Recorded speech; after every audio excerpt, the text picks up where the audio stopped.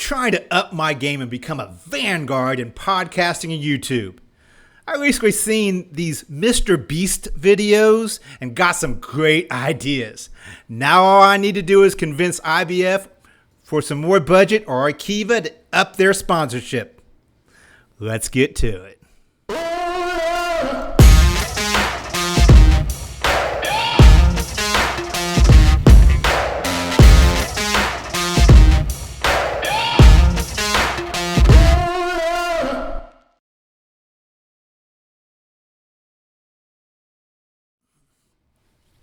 Welcome. Another episode of IBF On Demand. I'm your Vanguard top performing delusional host, Eric Wilson. You can find me at eric@ibf.org. That's eric@ibf.org. Thanks for the follows, the subscribes. You can find me on LinkedIn, YouTube, wherever you get your podcast. Unfortunately, not on Twitter anymore, but you can find me every place else. I want to thank Arkiva, driving business transformation by solving what others cannot. Thank you, Arkiva, for sponsoring these podcasts. Right now in this audience, about 20% of you or so are just starting an S&OP process. You're an emerging type of S&OP process. About 35% of you out there watching right now are at fundamentals. Have those in place. You're at an essential level. What we call at IBF an essential level. 30% just tip the above average. You have significant benefits you're seeing with S&OP process. You're at the next level. That leaves us about 15% of the audience that are at the vanguard, that are the best in class, that are the best in breed when it comes to S&OP process out there. So, you think you're one of the vanguards, you think you're great, you think you're in the top 15%, or even you think you're above average. Check out our self-assessment. IBF has a self-assessment on ibf.org. Check out the maturity model or the assessment. On this, you can see a comparative benchmark looking at best practices, looking at people, process, technology. It's based on IBF research on where companies are, what companies are doing, what companies are seeing results. It measures 11 different dimensions. It's an unbiased look at where you are as a self-assessment. We can also do more comprehensive assessments as well. If you want us to come in, I go into a lot of organizations, we can actually do these as third-party unbiased assessments as well and look at even more dimensions and give you a true assessment of where you are. And the importance of this is to see if you are exactly above average. See if you are those vanguards, because I want to know. If you are a vanguard, I actually want to talk to you. If you think you are, you go through this, reach out to me. Maybe I'll have you on a future interview.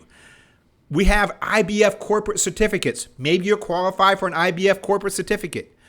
So if you think you are a vanguard, reach out to me. I'm going to see what I can do for you. I want to get you on, do a case study interview. I want to know what you're doing right, how we can share these insights with other in the industry as well. That's what we want to do. We also want to do, though, is talk about what makes the fundamentals of an S&OP process, what makes that next level, what makes the vanguards. It's proven fundamentals. It's proven benefits and results is what you're going to need to do as well. And it's a little something. And it's a little something that we're going to talk about today. We actually have Aman going to come on and talk about what it takes to be a vanguard. Aman, or also AKA Amy, is an S&OP expert and active IBF member. She recently joined the JSR Life Science Company as a KBI Biopharma Associate Director of S&OP. She has over 15 years of experience globally in areas of business development, demand, supply, master planning at companies including Pods, Clorox, Glenlavin, known for Sunbrella brand, and Teleflex. Amy holds an MBA from the University of South Florida with a double major in supply chain management and marketing strategy, as well as a CPF certification from the Institute of Business Forecasting. She's recently spoke in Chicago about Vanguard S&OP processes. Please help me welcome Amy. So welcome him on. Thank you, Eric. Thank you for having me. I'm excited to have you on. I came down, did the training, you actively involved at IBF. You actually came up and talked and gave a speech in Chicago. So thank you for taking my words of wisdom and giving back to the community. And you had a great presentation in Chicago. So I want to personally thank you for that. And thank you for being part of the community. My pleasure. And of course, many thanks to the IBF efforts to help this field grow and succeed.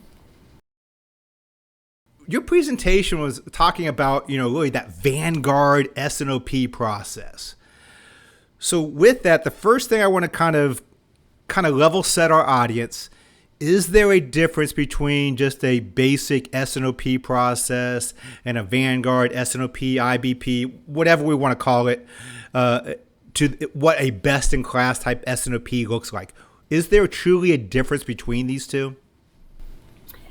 I think that there is a big difference. There was a lot of research done, and it proved that there are three sets of measurements that would differentiate between regular S&OP processes that are not mature and more Vanguard processes. And those differences measured higher for the Vanguard processes on three aspects. The first one is on the process itself. The second one is on the organizational placement of the process. And then the third one was on the tools and the data and how they are used. And so to address the first point, in terms of the process itself, the Vanguard companies tend to have first and most importantly, a very well-defined process that people are adhering to every single month.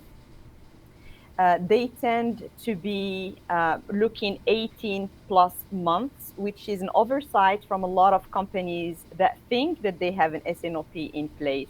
And that's unfortunately where a lot of the confusion between S&OE or sales and operation execution and S&OP comes into play. And so those are two key differentiating factors between a Vanguard and a less mature process. The second one, in terms of the organizational placement, is that Vanguard companies tend to have a very active involvement of the senior leadership team. It is considered to be a process or a business process, more specifically owned by the SLT team. And second of all, it has a very defined RACI of what each and every function needs to contribute to that process. The third one, in terms of data and tools, most important that can come in mind is the fact that S&OP is not a reporting platform. It's more of a decision-making platform. Yeah, that's a great job of kind of giving the whole what the key elements of an S&OP process, but what a Vanguard S&OP process is. Now, looking at some of those pieces you just mentioned, especially on the executives, you always see we got to get the executives on board. We got to get the executives on board. But one of the things you mentioned when we were in Chicago is not just getting the executives on board, but when you get them on board, I think was very unique. And I loved what you said about that. You're actually getting on board all through the process, correct? Absolutely, and at different levels. And that's something that a Vanguard company that I worked with did very well. First of all, defining the S&OP champion, right? So although there might be one person coordinating all of that effort throughout the month, it is key to understand that S&OP is a whole core team that is built around the different functions that need to contribute. So first, what is the core team? You need to have someone who would participate in the process from the finance team, from the marketing team, from the supply team, the demand planner, who tends to always champion the whole process and lead that team. So those are the key contributors. But most importantly, what we did was assigning executive authorizers. So at the very last step, yes, you do have the general manager brief, which is at the highest level. That's when that general manager is kind of briefed where only he or she gets to ask the questions, because really at that point everybody should know what's going on. But throughout the 5 steps of the process, we used to have what we call executive authorizers, or EAs, where there will be a director or VP level involved from each of those functions that we have discussed to approve what the team is doing, so that we don't have to address misalignments at the very last step of S&OP. So it's a self-correcting process, if you will, where we do engage the executives throughout the journey. Okay. Now, one of the things you mentioned, even in the ingredients you just talked about, was the bias towards decision making, not a reporting function. I think what you called in Chicago the courage to act. So, how do you exactly create either that culture, or how do you really create an S&OP process? I mean, it's a cultural thing. How do you really drive it towards decision making process? That's a great question. I think that it's the approach or the paradigm towards S&OP, right? First, let's give it its own rightful position and place. It is a process that bridges the gap between strategic planning and the rest of the execution, right? So, if you will, it is a process that supports the strategy. So it's a lot of responsibility and also a lot of fun. Now, how do you build that culture towards having that team environment, and that safety zone where we can always question the status quo and we can always make the necessary changes? Although in human nature, people don't like change necessarily. I think it's through education. And I think that when you joined the company that I used to work previously with, when you joined and you gave that IBF training, we made sure to involve representation from marketing, representation from sales, from supply, from demand planning, to educate the entire S&OP contributors on the value of it. So I think that to make it fun and to maintain that engagement, you really need to educate on a continuous basis. Okay. So you're pretty much going from those functional silos, then going to that end-to-end value for the organization or the value chain. And I think you kind of painted that picture of an S&OP journey or your maturity level, really going from functional silos, the evolution from functional silos to an end-to-end type of value chain. Yeah. Can you talk a little bit about how that journey generally occurs in organizations, or what's it look like when you're at the end? And so, first of all, breaking silos is something of the past. Companies that still operate with silos are leaving a lot of money on the table.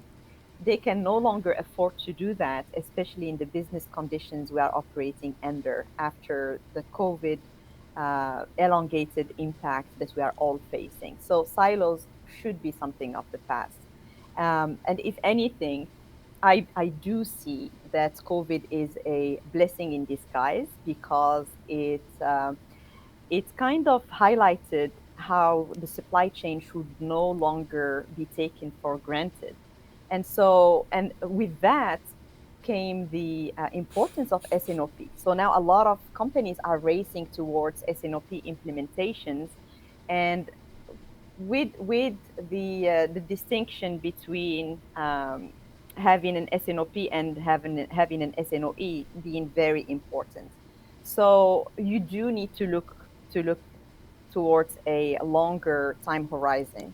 So the journey would be, yes, have a sales and operations planning process, but at the same time, you need to make sure that you are accounting for the immediate needs of the business. And towards the end-to-end value chain creation, you need really to look at additional partnerships you need to have. So longer term, I see that S&OP would be involving more partners, maybe outside of the business, Who knows? Maybe it could be a collaboration even between competitive companies for to ensure that an industry is thriving as a whole.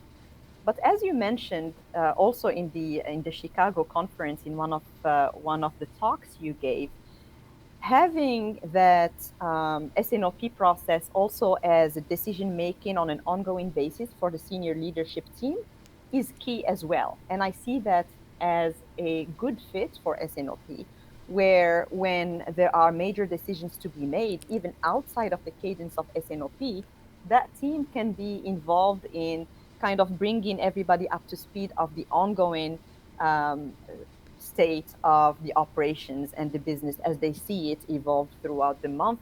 That could lead to a very sound decision making for the SLT.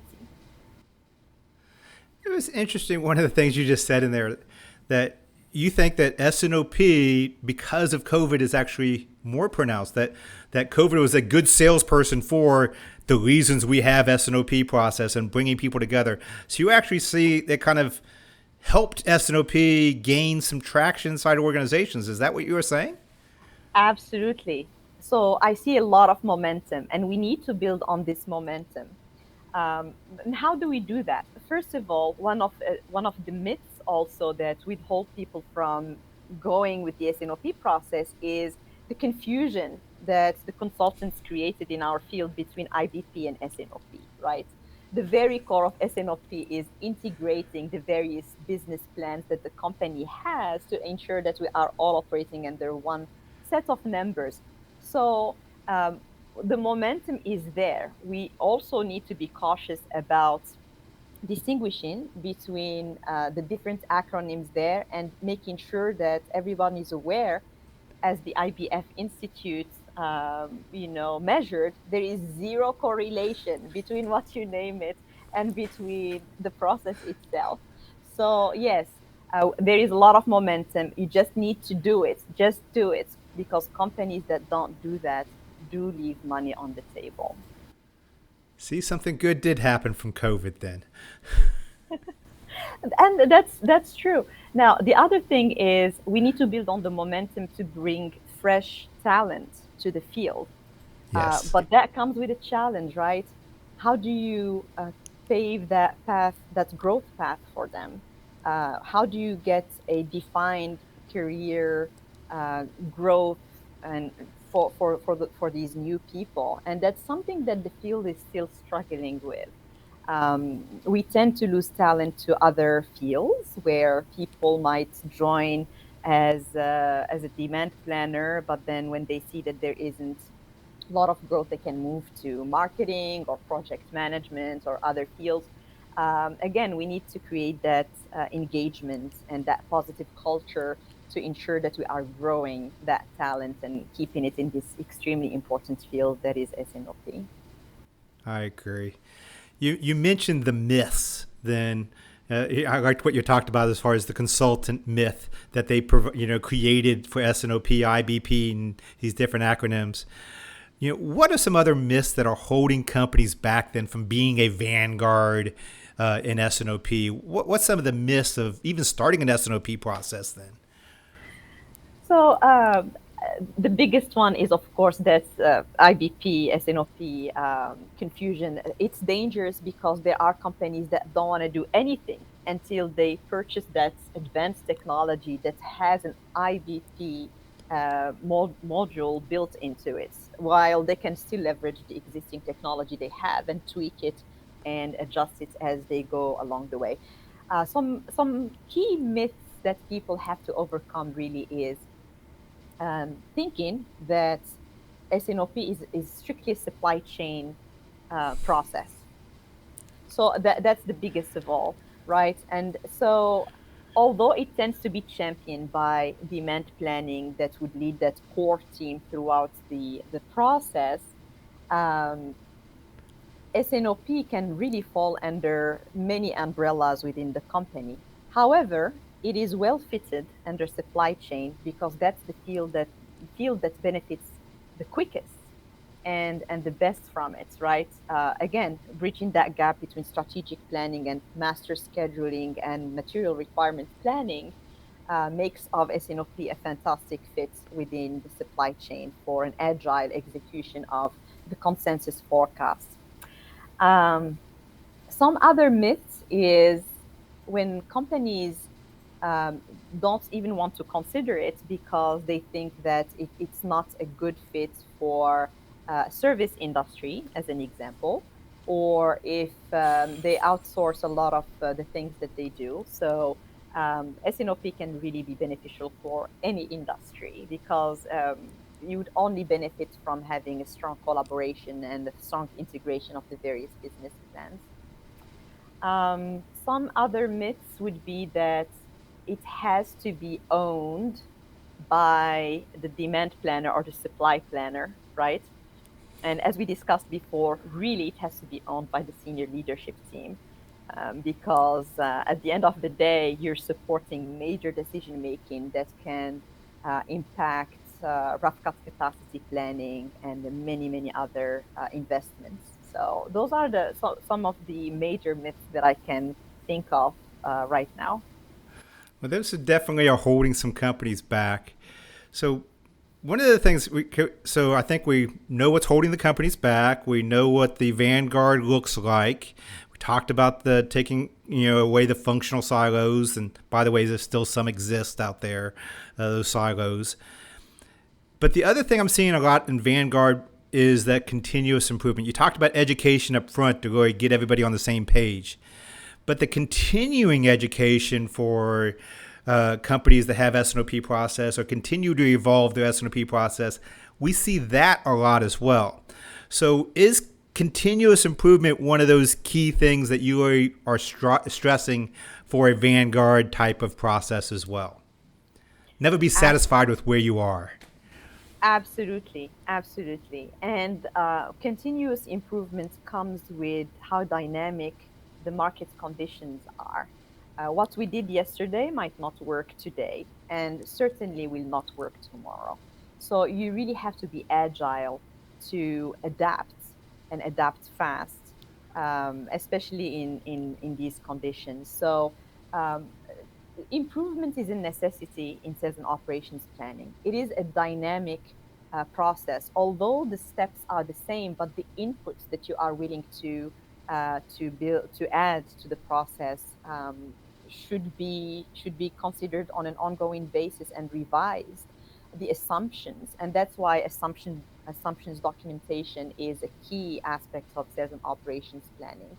So continuous improvement, of course, is key for the survival and for the survival of the process, and also for getting to the results that the companies need to get to.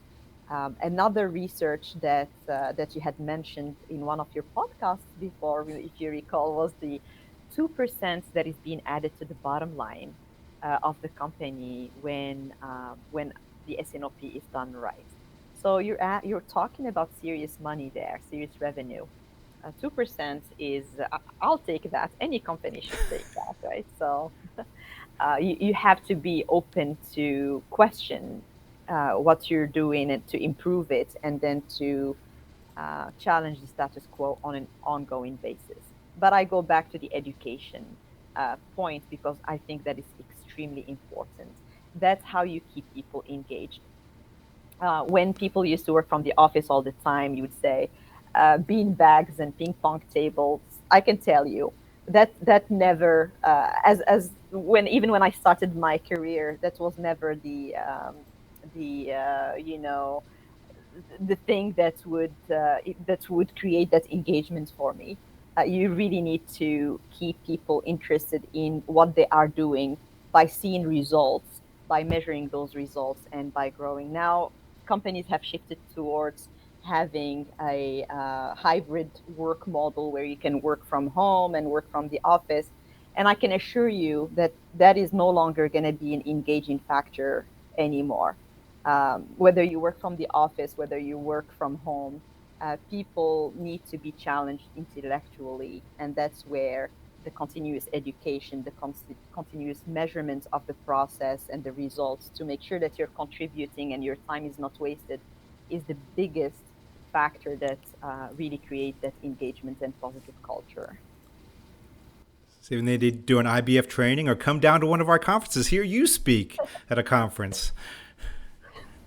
I'll gladly speak again and again. I mean, what's interesting in those conferences is really that you are surrounded by other practitioners, and everything that you hear is really boiling down. And I said it before, and I say it again: boiling down real life experiences into practical recommendations. You're not swimming in theory. You're surrounded by other practitioners. And I think that's the essence of the IBF organization, which is around membership of other practitioners who can share their insights and their experience. Because you can do a lot of research, but when you compare what you are going through with others in the field, it's always reassuring, and it always leads to positive results. Well, unfortunately, I've got time for one more question. So I want to leave with it. We talked about everything up to this point. Lori, what is the next big thing then in S&OP? What do you see as the next big thing, or something that companies need to strive for in an S&OP process going forward? Well, I think AI has to be embraced, right? As we already know, there were five basic steps in S&OP. Most companies have moved away from allocating a full week to data gathering, right? Because if you don't have data at your fingertips, you're really wasting time. So instead of data gathering, you move to more of a portfolio deep dive and analyzing your SKU rationalization and other things.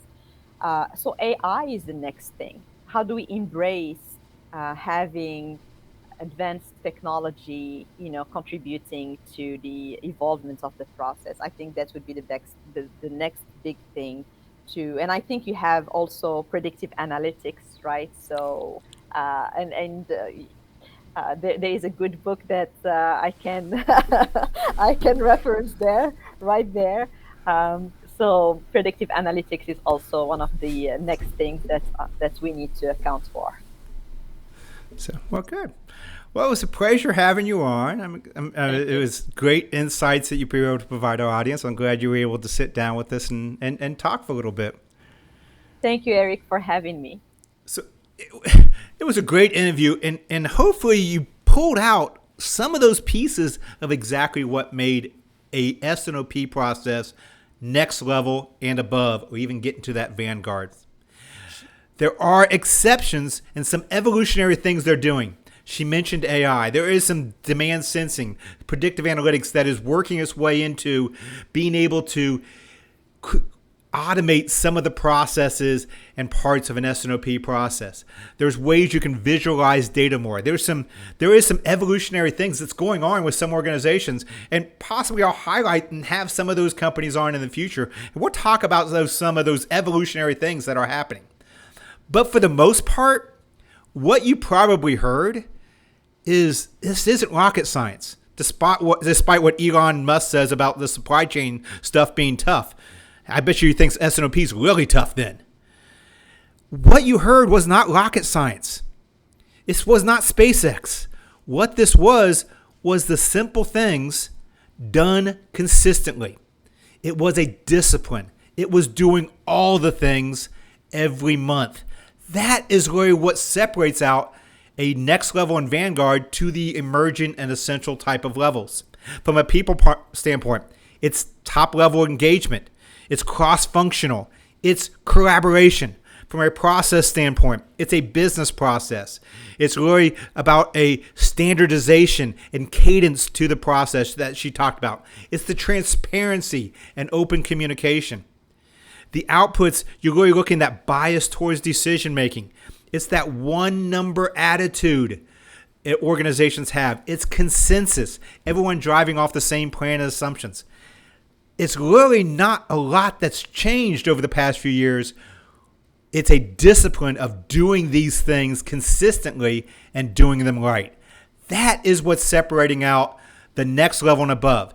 That's what's separating out the companies getting the 2% improvements versus the companies that aren't seeing any improvement in the S&OP process. It's not that they're doing a lot of things differently. They're doing a lot of things that are fundamental, and they're doing all of them consistently month in and month out. That's the magic. That's the secret sauce. That's what I hopefully you picked up from Aman and what she talked about in the Vanguard process as well. It's speaking from experience too. She's put together some processes. She's putting one together right now. So it speaks from experience of exactly what it takes to be that Vanguard. Well, as for me, I figured a niche in IBF would not increase my budget. So it's time for plan B. I guess Mr. Beast's plan won't work. So I've heard of this thing called OnlyFans page. Don't worry, I'm not selling any bathwater, but maybe I can increase my revenue this way as well. Well, I hope you enjoyed this podcast.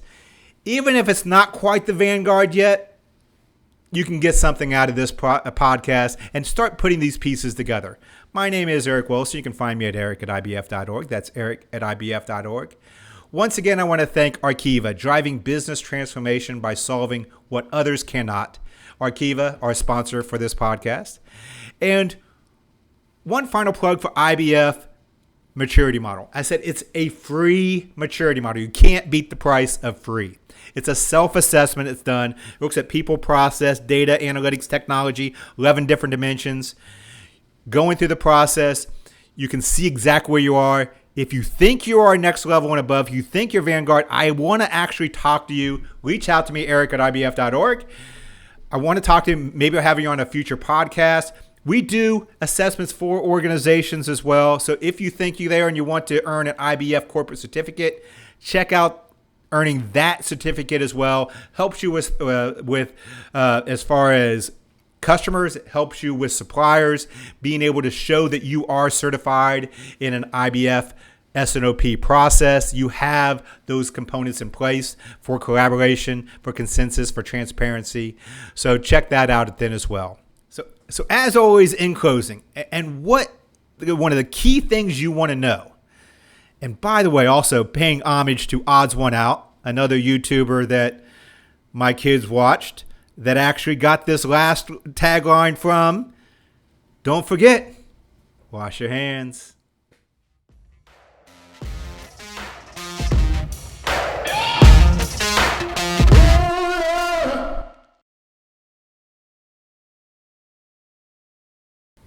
Happy birthday ahead of time.